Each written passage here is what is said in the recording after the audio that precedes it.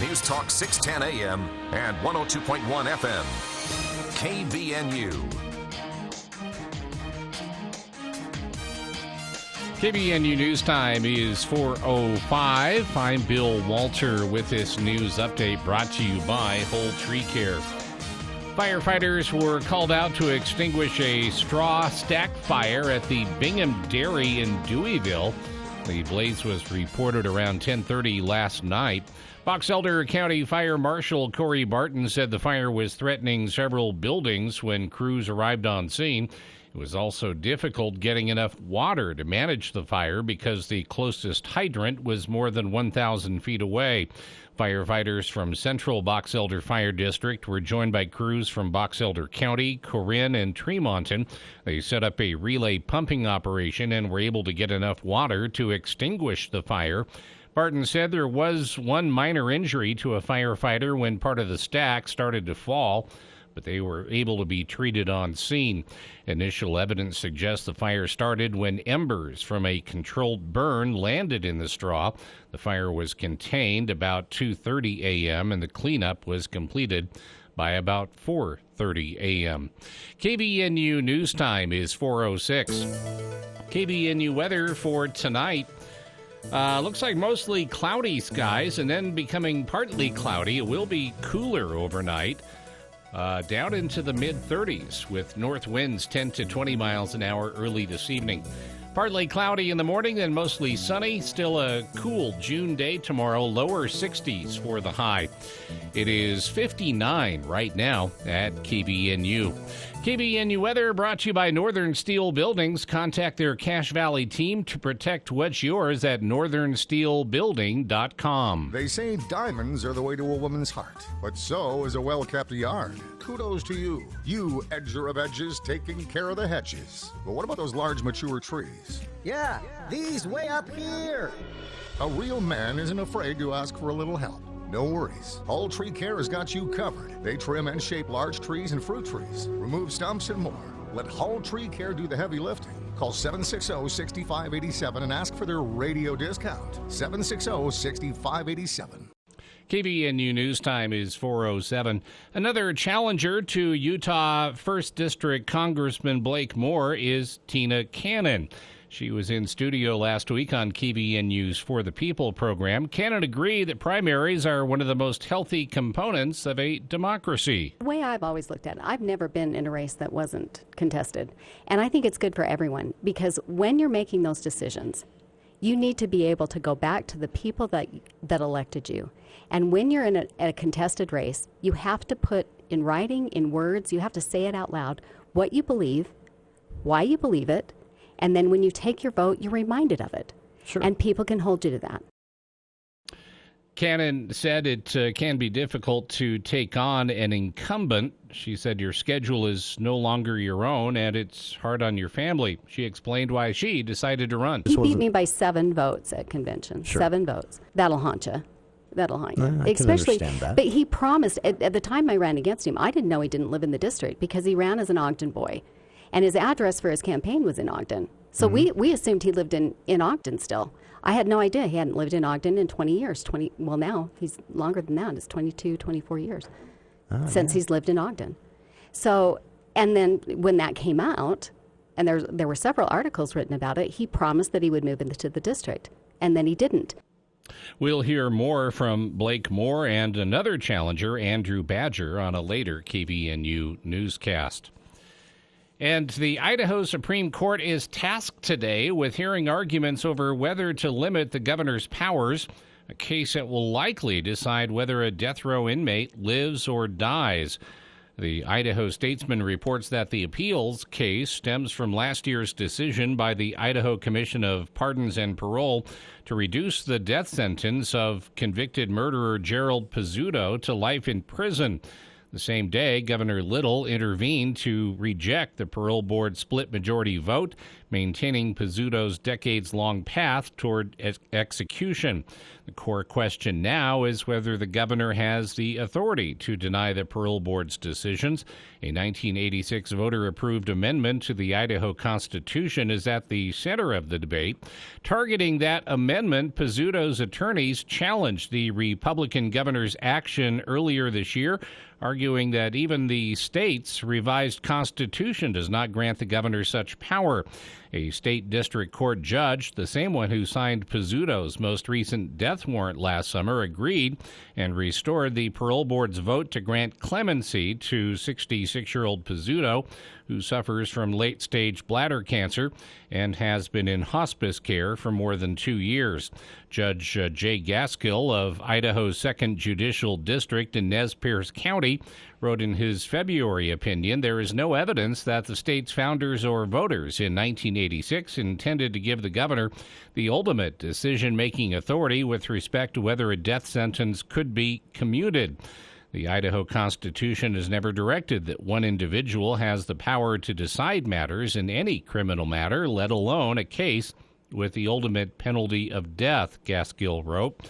The Attorney General's office, in collaboration with the governor's office, appealed the decision to the Idaho Supreme Court. Just one of the court's 5 members, Justice Colleen Zahn, was appointed by Little. KVNU News Time is 4:11. For more details on these and other stories, visit CacheValleyDaily.com. Keeping you informed. News Talk KVNU, 610 AM, 102.1 FM, and online at 610kvnu.com. There's nothing like hearing the songs you love on local radio with no subscriptions and no monthly fees. But there's a new bill in Congress that could stop the music. If passed, this bill would tax your local radio station simply to play the music you love. Text LOCAL to 52886 and ask Congress to support local radio stations. Help us keep you connected to the music, local news, weather, and traffic that you need each day. This message furnished by the National Association of Broadcasters. Tuesday edition, Clay Travis and Buck Sexton show. The January 6th hearings drag on. What impact, if any, are they having? Plus, the Bidas touch has sent the stock market spiraling into a horrible fall. We'll break that down. Plus, Buck. We've got a fantastic lineup of guests. Dr. Marty Makary on the latest in where we are with our knowledge of the COVID pandemic. Is it really over for good? Andrew Giuliani, New York gubernatorial candidate, joining us too. That's on Clay and Buck. 10 to 1 on News Talk KVNU, 102 FM and 610 AM. As 2022 ramps up to be a year with a historical number of weddings due to postponements and cancellations during the COVID pandemic, couples need tools to cope, not just with the stress of planning their event, but in building and maintaining a strong relationship after tying the knot. Family therapist Katya Manning has this recommendation. Could be like a shared faith or belief system where they're openly communicating. Following the principle, there is more happiness in giving than receiving, is a positive starting ground in building mutual happiness. To find more helpful tips for couples and families, visit jw.org. For the people. We are waiting with bated breath for news from the Cache Republican Party meeting an executive committee tonight. With Jason Williams. And I'm really excited about this next segment. We have 2 guests here in studio. We're going to talk about something that we've talked about many times here on the show, but from a bit of a different angle. Weekday afternoons from 4 till 6 on News Talk KVNU, 610 AM and 102 FM.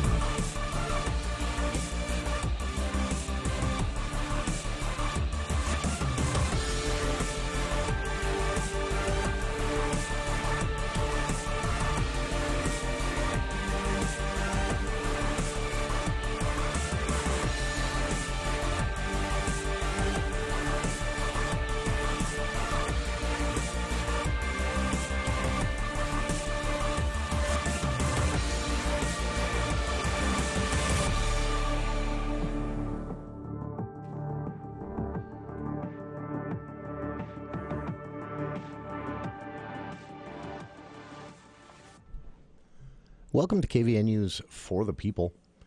It is another jump backwards in weather calendar time here today on Monday, June 13th. It sort of feels a little more like April, I guess. Sure feels better than it it's has the last 3 days. It's refreshing, right? This is, it's a welcome break, but enjoy it today and tomorrow. These lower high temperatures. I thought this was interesting, Bill. The high today. Well, actually, I don't know what's the high. What did it end up being? I have to check here. The projected high today was 62. It's been to 61. So close. I just thought it was, and it's 60. So it could go higher. I just thought it was funny if the sun comes out, especially when I saw the forecast for 62 as the high today. I saw it at about 7 in the morning on Saturday when it was 62 degrees. So, yeah. And so you stepped outside and said, this is what it will feel like on Monday. That's right. All day. No, I think this will be, it's going to be a nice little break. But, yeah, warm temperatures coming back, and it is going to be, it's going to be a warm rest of June, I think.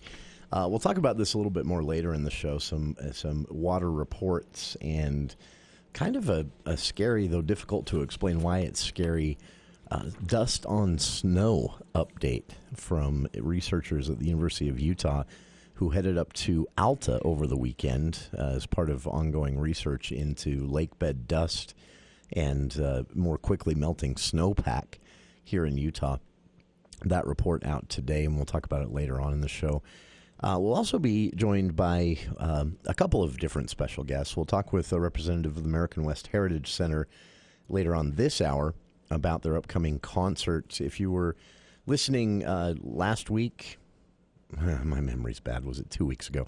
Well, Jamie Van Huss, she is the director of the Hiram City Museum, but she's also a member of the Wellsville Foundation Board. This is a foundation that has been working for, I believe a couple of decades now, fundraising, organizing, drawing community support for restoration of the Wellsville Tabernacle.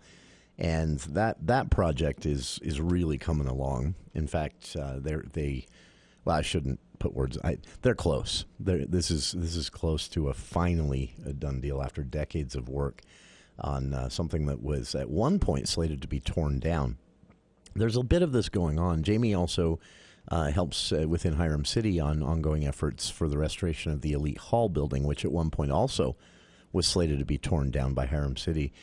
It's since been designated as a historical site, and I'm glad of that. And if you've been out there in Hiram recently near the Elite Hall, you notice the part of the restoration, they're actually stripping years ago, I don't know why or whose decision it was, but they painted the whole thing blue, just a weird blue.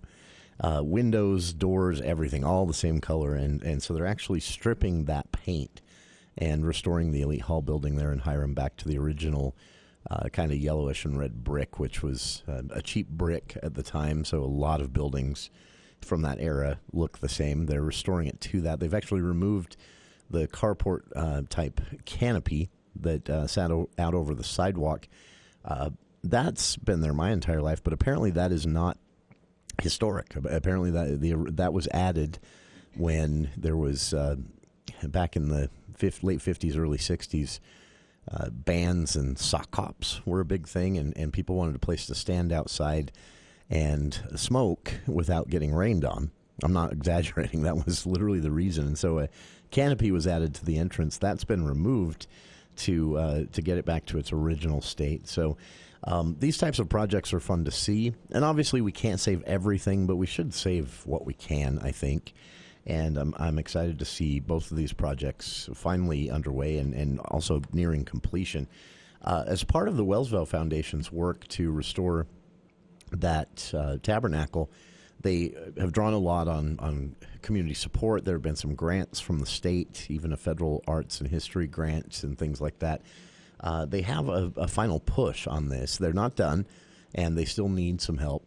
So they are teaming up with the American West Heritage Center, Jamie told us on the show recently, and they're going to be sharing the proceeds, if you will, from a concert coming up this weekend at the American West Heritage Center. And then, of course, there is a big full-day festival-style event on the Tabernacle grounds itself there in Wellsville this coming Saturday. And weather should be perfect for an outdoor event like this. They'll have booths, food trucks, entertainment for the kids, and all kinds of things, and an opportunity for the community to get out and see how things are coming along with the Tabernacle. But that's Saturday. Throughout the day. Friday evening, things will be playing out a bit differently. So we'll talk about that later on in the hour. We'll also be joined in hour 2 by Dr. Cody Farber. And he is, that's a name you've probably not heard before, but he's with an organization called New Vision Veterinary. Their website, newvisionvet.org, if you want to learn more about that. It's based here in Utah, Perry, Utah, to be exact. And he is a part of a group that is leading up. It's in the very early stages, but with a lot of excitement on the veterinarian front here in Utah, with State Senator Chris Wilson and others championing an effort to do something I really was surprised to find out hadn't been done before, which is start a dedicated veterinarian school at Utah State University. And with that comes a lot of opportunity, obviously. So there's an effort underway to build something pretty significant. Again, if you want to see some of this that we'll be talking about in advance, or as we speak with Dr. Cody Farber, this is it's a big facility.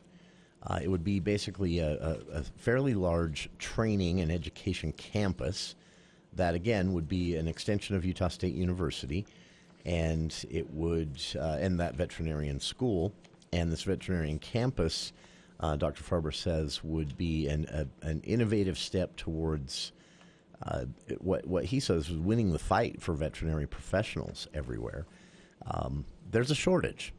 I don't know if you've recently, if you have pets or even farm animals, livestock, if you've recently had any interaction with a veterinarian here in Cache Valley, they're swamped.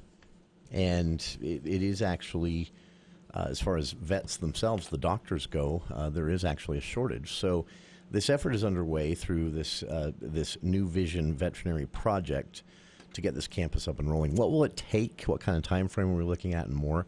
We'll talk about that all in hour 2 with Dr. Cody Farber joining us. He's also bringing a friend, Bill, someone you know.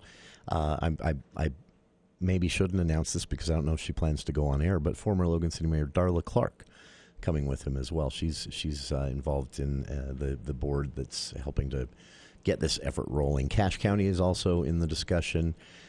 There's a lot going on. In Cache Valley, there have been a lot of changes recently. It started a few years ago, with the separation between Cache Humane and Logan City.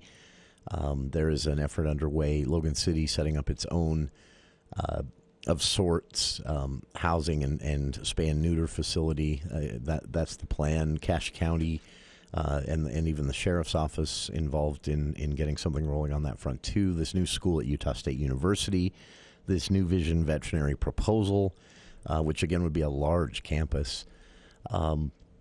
It's, again, I'm surprised that this is all happening and could be described as new in northern Utah, considering that, despite the massive loss of agricultural land and agriculture as a profession and lifestyle, there's still a lot of it. And it was a shock to me, honestly. I have to admit my naivety on this front when the legislative discussion was happening over the state funding this veterinary school at Utah State University, again championed by Senator Chris Wilson and others here in the Valley in our representation in the State House and Senate. I just kind of took it for granted something like this already existed. It didn't. In fact, it doesn't exist in the Intermountain West for the most part. There are some small, private schools that offer certain certifications and, very specialized training, including, like an oncology, a cancer treatment training that I believe runs out of Denver, something like that. But yeah, I was surprised to learn there wasn't a big school like this already.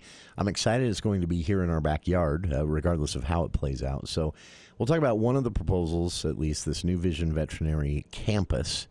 I'm looking here at some paperwork that members of the board dropped off earlier before today's interview, and it's it's significant. A large building, large campus, and this would basically train vets and then allow them to go work throughout the Intermountain West, right here in Cache Valley through Utah State University. So Dr. Cody Farber joining us in hour 2 of today's show.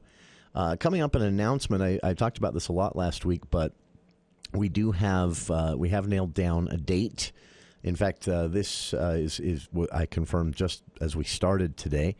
Got an email from Representative Mike Peterson, and we are going to have that Utah House District 2 debate.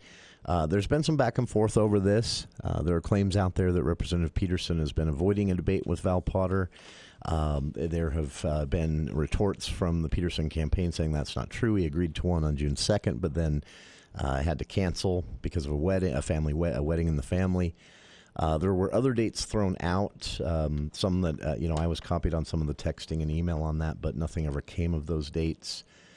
There was an event Friday evening that I had a chance to moderate, and it did end up being just myself and Val Potter. Former Representative Ed Red was there, though. We had a great discussion there and had some fun with county party leadership, too. Shout out to Shelley Giddings. Cache County GOP, you guys have got some great leadership right now. Take advantage of it, make the most of it. So the invitation was sent out. I sent it out to the Potter campaign, the Peterson campaign, and Cache GOP leadership last week. And Potter said he'd make any of the dates I proposed work. Got an email from Representative Peterson just before the show started today saying that it's, of course, interim week, so Wednesday's out for him. We'll be talking about legislative action on Capitol Hill on Wednesday's show. But he said that Thursday at 5 o'clock would work for him. Potter has previously told me he'd make any time work. And so I'll be typing up a reply to everyone in one of the breaks here.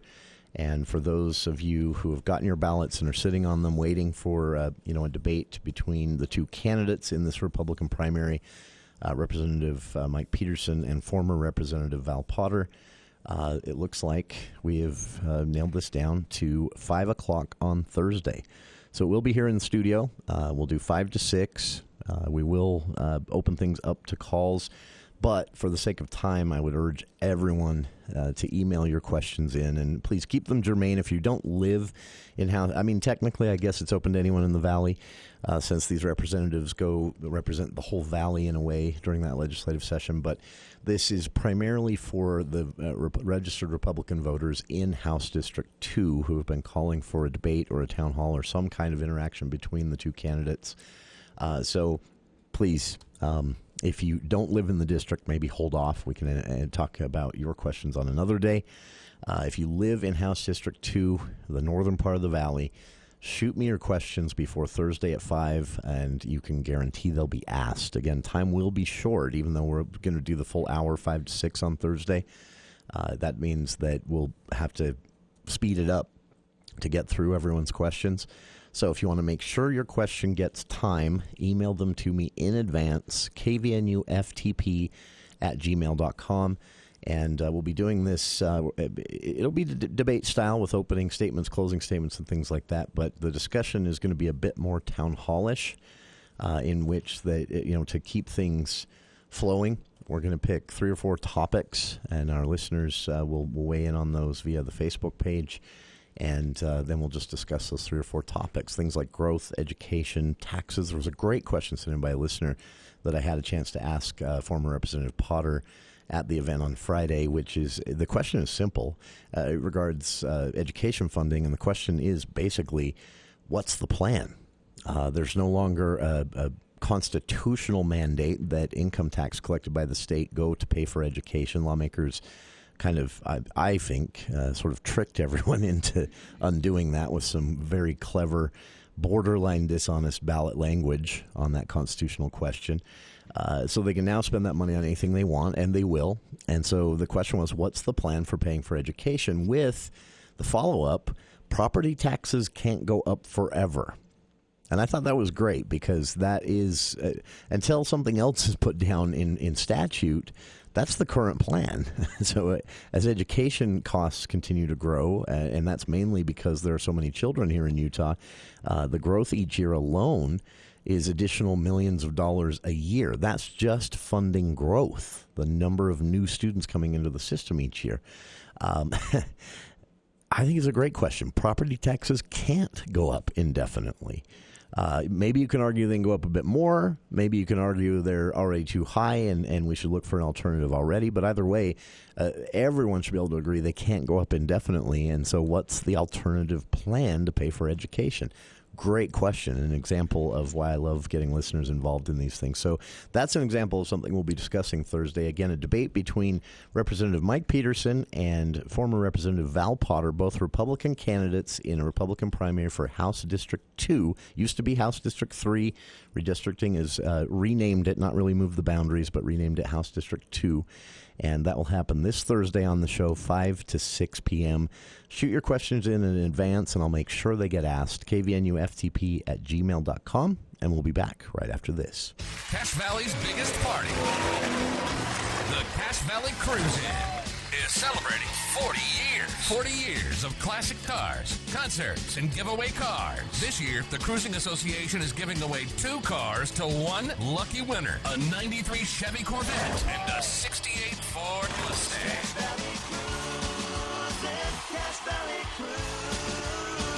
Your entry ticket to the Cruise-In gives you a chance at winning both cars for 3 big days, June 30th through July 2nd. Take a walk down memory lane with over 1,000 classic cars, hot rods, motorcycles, and custom builds from around the country. Enjoy delicious all-American food and live music featuring Granger Smith. This is my bag song. The special guest, Earl Tibbals Jr. and opening act, Sawyer Brown. Oh, but some girls do. Buy tickets today at Lee's Marketplace or online on the Cache Valley Cruise-In website. June 30th through July 2nd at the Cache County Fairgrounds. Hi, this is Drew Allen with Allen Mortuaries. Over the years, thousands of families have planned ahead with Allen Mortuaries. Planning ahead helps you make informed and thoughtful decisions. It also spares your family the stress of making these decisions under the pressure of time and strong emotions. Allen Mortuaries' secure pre-need trust plan can save you nearly 40% versus other plans. Keep it simple, safe, and secure. Go with the proven choice, Allen Mortuaries. Voted best funeral home in Cache Valley in northern Utah. Allen Mortuaries. Then, now, always. Wow, your cars look so shiny. Thanks. I've been taking them to Green Gorilla Car Wash. Thanks to their new ceramic application, my cars have never had such a glossy shine. Sounds expensive. You haven't heard about their sale? Right now, their Jungle membership with ceramic coating is half off for every vehicle. Instead of $30 per month, I'm only paying $14.99 from now until September. That's such a great price. I know, and my half-price membership is good at both Green Gorilla locations in the valley. I better head to Green Gorilla now.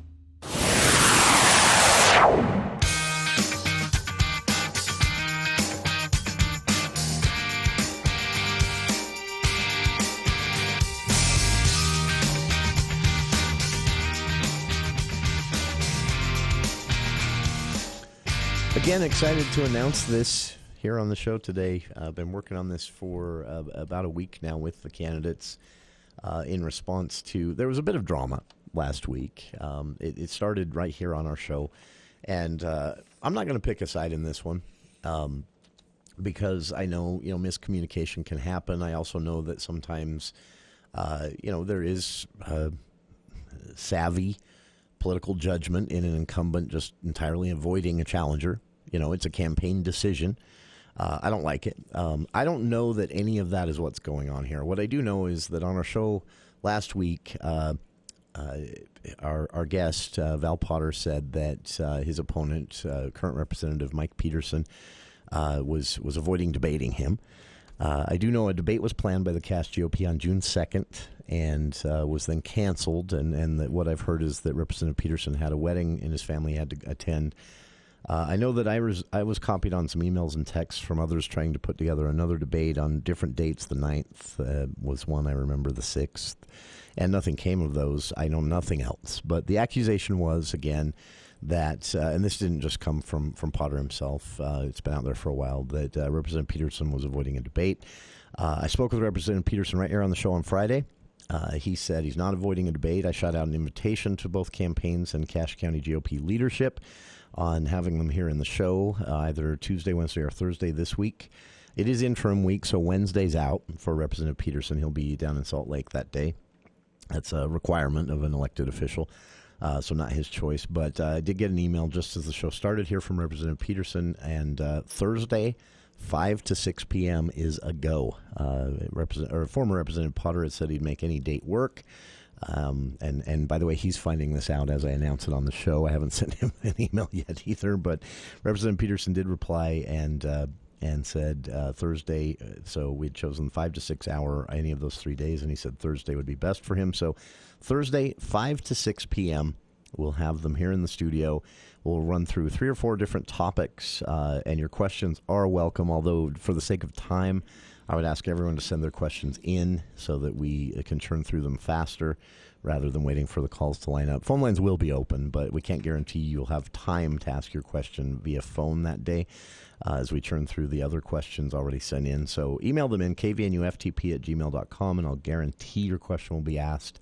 And again, Val Potter and Mike Peterson will be here in the studio 5 to 6 p.m. this Thursday. On the other side, some special guests joining us from the American West Heritage Center. They have an upcoming event where they've teamed up with the Wellsville Foundation, and they are hoping the community will get out and support all of this. A couple of different ways. A big event Saturday the 24th at the 25th, at the Wellsville Square, and then a concert the previous evening at the American West Heritage Center, Friday the 24th, in which they're sharing the benefits with that Wellsville Foundation. All of this in an effort to continue the work and finally complete the restoration of the Wellsville Tabernacle. So we'll be speaking with a representative of American West Heritage Center on how this concert came to be right after these headlines with KVNU's Bill Walter.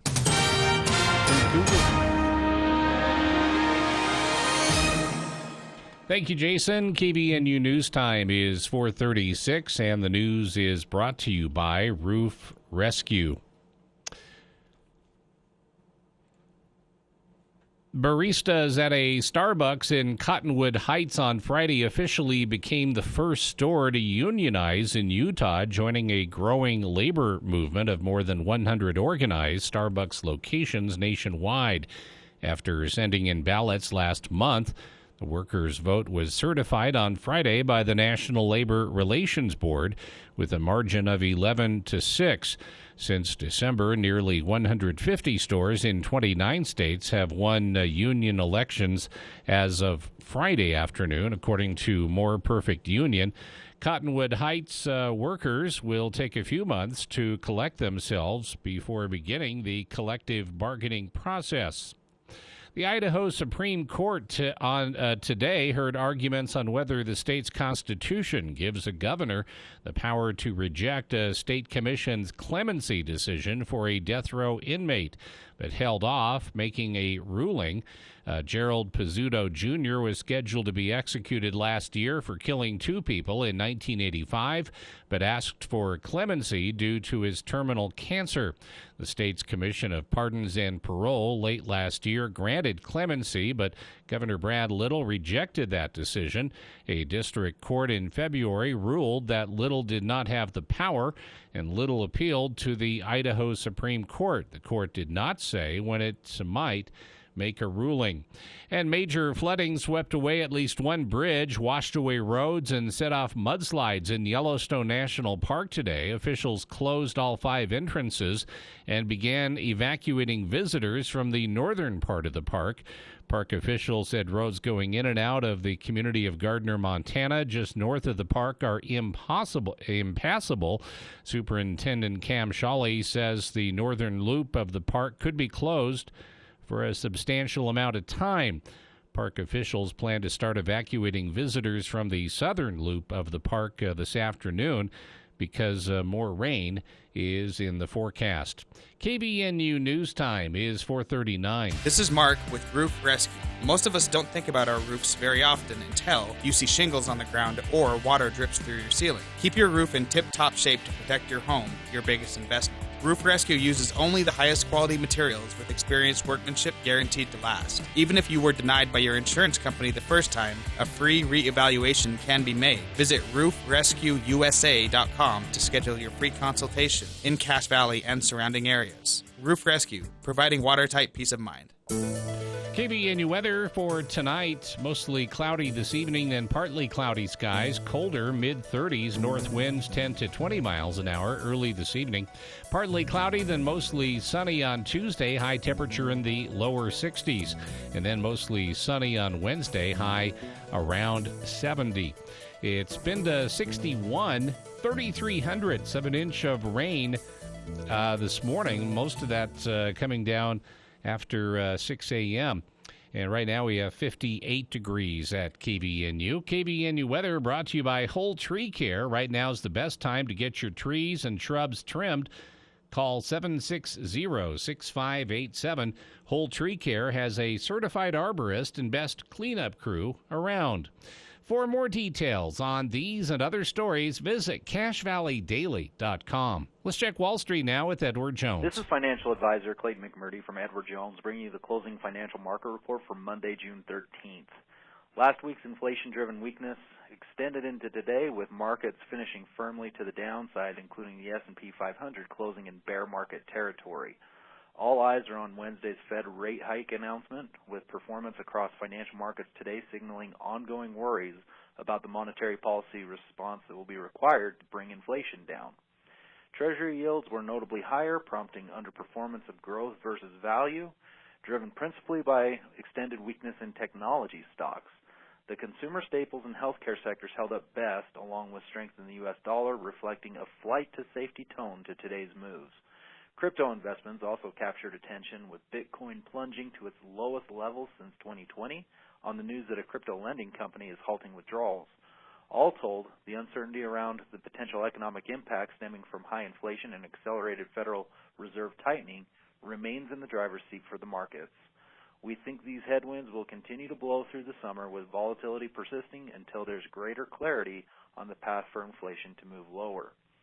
In equity markets, the Dow was down 875 points at 30,518. The Nasdaq was down 531 points at 10,809. The S&P was down 151 points at 3,750. And in bond markets, the 10-year Treasury yields are trading currently at 3.38%.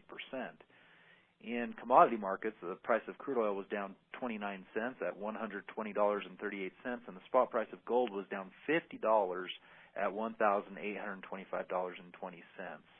This has been today's financial market report, brought to you by Edward Jones, member SIPC, serving individual investors with personalized attention and long-term financial advice at 1309 North Main Street in Logan. If you'd like any additional information, including current stock prices, feel free to call our office at 435-753-0537. Visit any of our locations here in Cache Valley or online at edwardjones.com. Hey Utah, summer driving is here. Pack up and hit the road today in a new fuel-efficient Hyundai. Save right now during our Drive Into Summer sales event at Murdoch Hyundai with 2.79% for 5 years on Hyundai's award-winning lineup, the 2022 Elantra, Sonata, or Venue. Plus, every new Hyundai comes with America's Best Warranty, 10-year, 100,000-mile powertrain limited warranty, and owner's assurance. When you walk through our doors, you feel like family. At Murdoch Hyundai in Logan, Linden, Murray, and online at murdochhyundai.com. Call 866-628-3065 or see dealer for complete details. Offer expires 7/5/22. Wow, your cars look so shiny. Thanks. I've been taking them to Green Gorilla Car Wash. Thanks to their new ceramic application, my cars have never had such a glossy shine. Sounds expensive. You haven't heard about their sale? Right now, their Jungle membership with ceramic coating is half off for every vehicle. Instead of $30 per month, I'm only paying $14.99 from now until September. That's such a great price. I know, and my half-price membership is good at both Green Gorilla locations in the Valley. I better head to Green Gorilla now. If you're near retirement or thinking about retiring, you probably have questions. How do you make your savings last? How much should you take out and when? You're ready for retirement, but are your finances? Your Edward Jones financial advisor can help you build a strategy to help your finances keep up with your long-term needs. You've done what it takes to get there. Now it's time to make the most of retirement. Call one of the 7 Edward Jones branch locations in Cache Valley or go to edwardjones.com. Edward Jones, member SIPC. My Shiro doesn't always wear a cape, but she always has time for a hug, a smile, for going the extra mile. My Shiro stretches every dollar, puts in long hours, puts others first. But now it's your time, Mom. When you're ready to retire, we want you to be able to enjoy it. Get free tips to help boost your retirement savings now at aceyourretirement.org/Shiro. A public service announcement brought to you by AARP and the Ad Council. Chronic pain gets in life's way. But now you can fight back with chronic strength using the Vim app from the Arthritis Foundation. You'll find tips and tools to help you manage your chronic pain, set achievable goals, and be a part of a community that offers support. With the Arthritis Foundation's free Vim app, you'll take back what chronic pain has taken away. Download Vim at arthritis.org/Vim. That's arthritis.org/VIM. Hey, Joe, I thought you were retired. Living on a fixed income is tough. So here I am, an essential worker. I know. I mean, food prices are going up every day. Thank goodness for benefitscheckup.org. Benefits what? benefitscheckup.org. It's a free website where people over 60 can find help to pay for food, medicine, even utilities. I got $1,200 a year in benefits. Maybe it can help you. Tuesday edition, Clay Travis and Buck Sexton show. The January 6th hearings drag on. What impact, if any, are they having? Plus, the Midas touch has sent the stock market spiraling into a horrible fall. We'll break that down. Plus, Buck. We've got a fantastic lineup of guests. Dr. Marty Makary on the latest in where we are with our knowledge of the COVID pandemic. Is it really over for good? Andrew Giuliani, New York gubernatorial candidate, joining us too. That's on Clay and Buck. 10 to 1 on News Talk KVNU, 102 FM and 610 AM.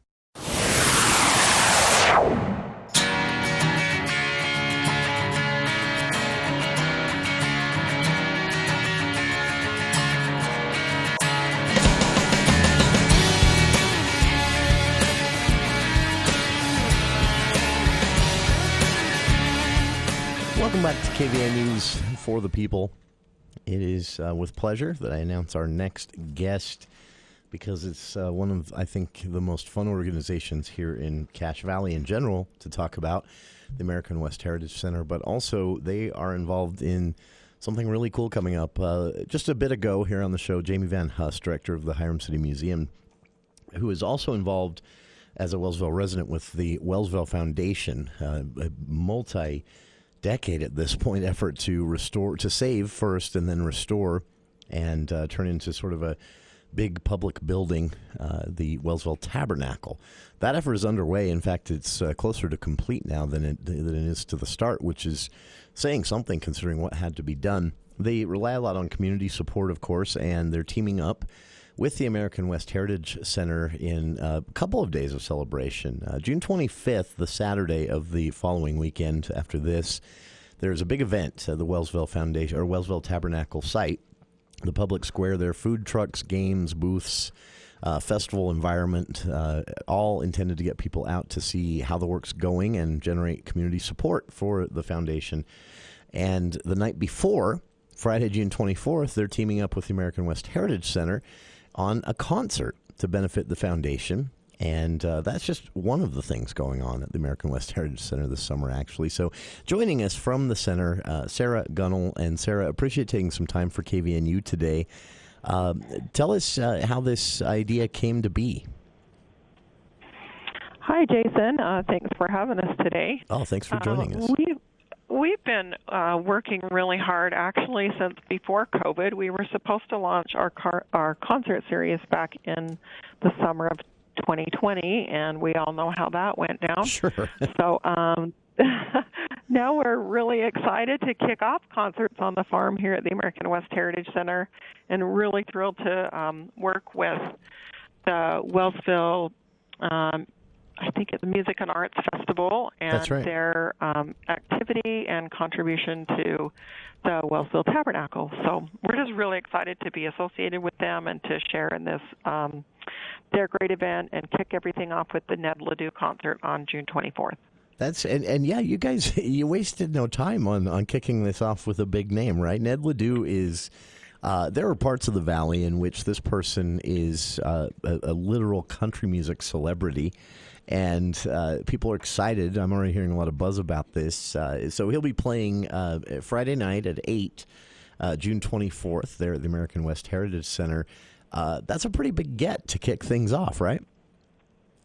Yeah, we are really, really excited to have Ned. The more we learn about him, the more we interact with him and his team. He's just a class act, just a really classy guy, and really continues the value system that we have here at the American West Heritage Center, and speaks highly. He was raised like most of us here in the Valley, ranching and his family in Wyoming, and so just a lot of common things there with Ned, and we're super excited to have him here in Wellsville at the American West Heritage Center.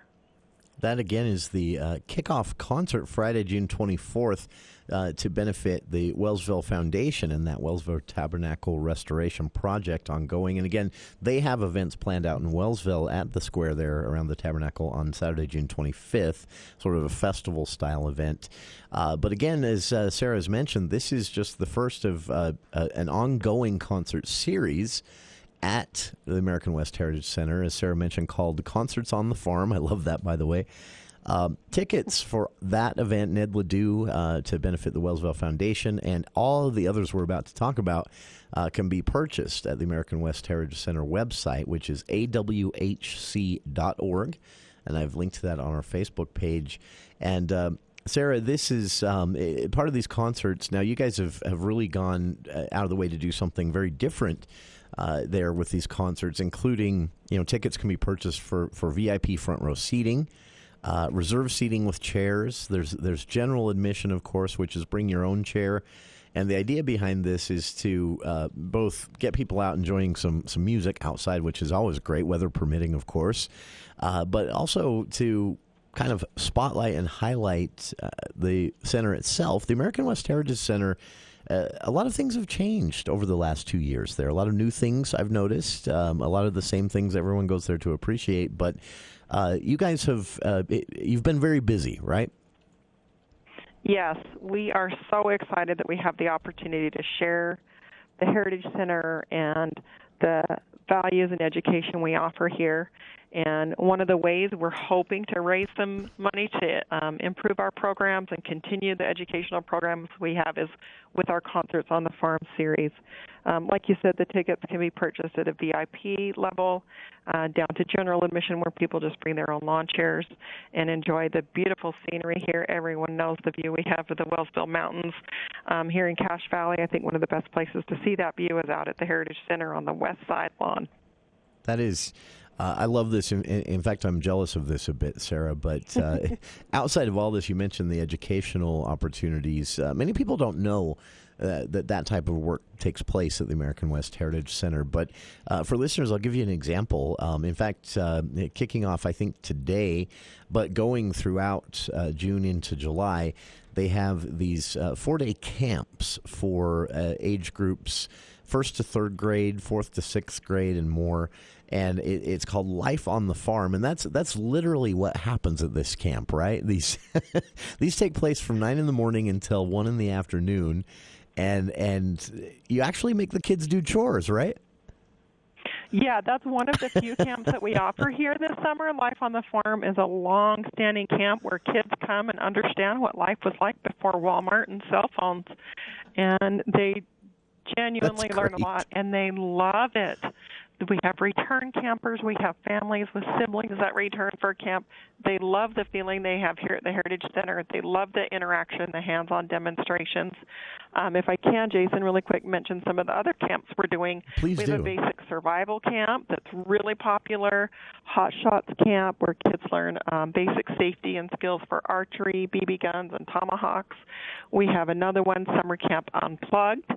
And, again, kids are learning being involved in great activities like cabin and teepee building and learning and testing out irrigation methods. So many things that we take for granted right now that our Cache Valley settlers worked so hard to establish such an easy life for us.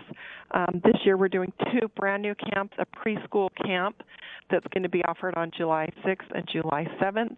And then my favorite camp is going to be Grandparents' Day Camp, where your child can come and bring grandparents and enjoy that experience together, where they're both participating in these activities and learning about that farm together, where grandparents can share maybe some of the experiences they had, or they remember from going to the grandparents' farm, or something like that. Just creates a really unique experience. That is very cool. This is, and for listeners, the admission registration fee for the Grandparents' Day Camp does include tickets for one child and one grandparent, one child and grandparents. Yes. I love that, and it runs from 9 in the morning to 2 in the afternoon. A one-day camp, Grandparents' Day Camp. These camps are cheap, and Sarah, that's intriguing to me, the idea of taking kids, especially first through third graders, and teaching them about something like irrigation or building a cabin. That's got to be fun for them, but the goal here is to remind people, as you've kind of alluded to, remind people that there was a time when, you couldn't just order it on Amazon and open the box when it came, right? Right, and we see that every day with kids walking out on the farm. It's such a new and unique experience to them, but there's something that grounds them when they get their hands involved in some of these activities and participating, in the success that they feel by completing these activities, and the confidence they gain by participating in these things and building things and accomplishing things is just something we want to see in our kids, and we want to perpetuate that. It's such a great part of our valley, and the history of the valley is these great builders and entrepreneurs that came here, and we just want to help everyone remember how important that was. This is part of the work American West Heritage Center does that, again, many people don't know about. We all know the American West Heritage Center is a location for events. We've been out there maybe even for a private wedding or wedding reception, a corporate event, some of their many festival-type events that happen throughout the year. But it is an educational facility as well. They also, I should shoot this out, too. You guys also have an archery range, which can be rented, one of the biggest in the valley, in fact. And that's a lot more fun than I thought it would be. In fact, it was hard to put that down after just one more. But this is amazing. The basic survival camp, the Grandparents' Day Camp, preschool camps, Hot Shop Camp, the Life on the Farm Camp. Again, imagine that as a first through third grader or a fourth through sixth grader going out and actually doing farm chores, making stuff, crafts and things like that would have actually been, the authentic entertainment and even necessary activities of the day when this was a predominant lifestyle here in the valley and elsewhere in the West. It's a rare opportunity to be a part of this. And again, this summer music series, the summer concert series, I love this. I have to ask, Sarah, was there a vote on the name? This is the perfect name, Concerts on the Farm. It implies exactly what people can expect to experience, right? Yeah, we have a beautiful facility here, stunning location, and several folks in the valley joined us last year when we had the Utah Symphony put on a free concert here. Yeah. And they'll remember the views here, the atmosphere, and the sound that they can, help us enjoy from our site here is just incredible. So we're excited to kick off with Ned Ledoux, and then in July we have Craig Morgan joining us, and in August we'll be joined with David Nail. Sarah, it's a pleasure to be able to spotlight some of this. And again, for listeners, tickets to the concerts from Ned Ledoux, which also is a benefit for the Wellsville Foundation and that Wellsville Tabernacle Restoration Project, to the July Craig Morgan concert, August David Nail concert. The classes we've talked about, they are available for private events. They are always looking for an engaged community. If you want to join, become a volunteer, become a member. You can also follow them on Facebook. You can also inquire about being a vendor for these events and more. All of that, again, at the American West Heritage Center website, awhc.org. And our guest, again, has been Sarah Gunnell of the American West Heritage Center. And, Sarah, always a pleasure to have you here on the show, and I hope we get an excuse to speak again soon. I hope so, Jason. Thanks so much for partnering with us and allowing us this opportunity to talk about our special place here. Oh, actually, a pleasure for me. So anytime. Thanks again, Jason. Thank you, and thanks again to our listeners. The website again, awhc.org, American West Heritage Center. The Ned Ledoux concert coming up next Friday, June 24th, is a benefit for the Wellsville Foundation. 2 other concerts planned, Craig Morgan in July. August, it's David Nail. And again, everything we've discussed here, education programs, how to reserve the reception areas for events, Camp Rendezvous, that's also a fun thing every year, handcart treks and more, AmericanWestHeritageCenter.org. On the other side, we're going to be talking about something very cool. A couple of things very cool that have happened recently here in Cache Valley on the veterinarian front, from USU's new veterinarian school to something called New Vision Veterinary, a proposed campus here in Logan that would really change the game. And we'll talk about it after this.